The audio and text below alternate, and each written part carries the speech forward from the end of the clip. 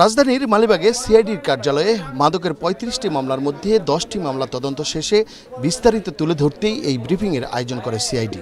মাদকের গডফাদারদের স্থাবর অস্থাবর সম্পত্তি ক্রোক সহ বিভিন্ন তথ্য জানান সিআইডি প্রধান। যেই অ্যারেস্ট হবে তার সকল সম্পত্তি কিন্তু আইন মোতাবেক আমরা সিজ করব, সরকারি কোষাগারে নিয়ে আসবো। তিনি বলেন, কক্সবাজারের টেকনাফে সাবেক সংসদ সদস্য বদির 2 ভাই সহ পরিবারের আর কেউ মাদকের সঙ্গে জড়িত আছে কিনা তাও খতিয়ে দেখা হচ্ছে। তার অনুসারীও আছে এবং তার ভাইরাও আছে, তাদের কিন্তু আমরা আইনের আওতায় নিয়ে আসি। যদি পেয়েছি আব্দুল শুকুর এবং আমিনুর রহমান, এই দুইজন সম্ভবত তার ভাই।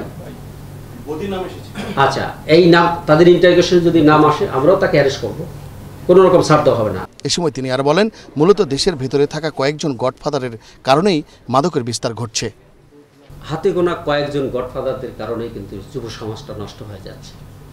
এদের আগে থেকেই যদি আমরা আইনের আওতায় আনতে পারতাম তাহলে হয়তো এত ব্যাপকতা পেত না। যাই হোক, আমরা সিআইডি প্রথম এই কাজটা হাত দিয়েছে এবং সিআইডি গডফাদারদের আইনের আওতায় আনতে সক্ষম হয়েছে। সম্মিলিত প্রচেষ্টা ছাড়া মাদকের বিস্তার রোধ করা সম্ভব না বলেও জানান সিআইডি প্রধান। এটা একা আইন শৃঙ্খলা বাহিনীর পক্ষে বা সরকারের পক্ষে এটা সম্ভব না, সকলে এগিয়ে আসতে হবে। মন্ডলের নাম, এশিয়ান টেলিভিশন, ঢাকা।